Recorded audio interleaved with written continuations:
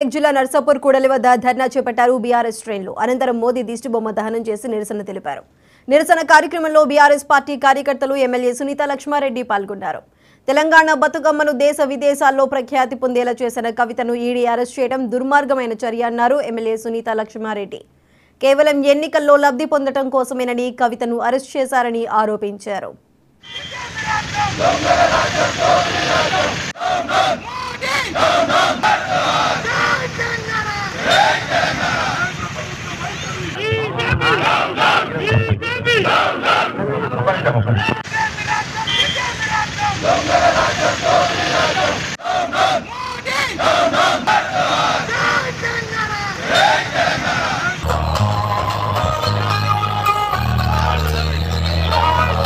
గారిని అక్రమంగా అన్యాయంగా అరెస్ట్ చేసినందుకు నిరసనగా మరి నర్సాపూర్లో పార్టీ అధిష్టానం పిలుపు మేరకు ధర్నా కార్యక్రమం నిర్వహించడం జరుగుతోంది.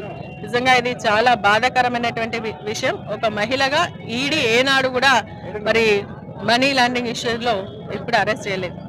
మరి ఈరోజు కావాలని అన్యాయంగా మరి ఎంక్వైరీ పేరు మీద వచ్చి సోదాలని చెప్తూ మరి ఈరోజు అరెస్ట్ చేసి రాత్రికి రాత్రి తరలించడం జరిగిందంటే ఎంత దుర్మార్గంగా ఆలోచన చేసింది బీజేపీ ప్రభుత్వం అనేది స్పష్టంగా అర్థమవుతోంది.